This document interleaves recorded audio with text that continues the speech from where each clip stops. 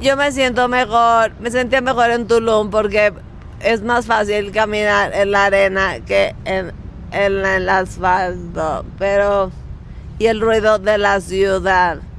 Pero voy mejorando muy bien. Tengo 2 diagnósticos y los 2 diagnósticos que tengo no tienen cura. Entonces, conclusiones que quiere decir médicamente, científicamente, que me puedo morir antes que ustedes.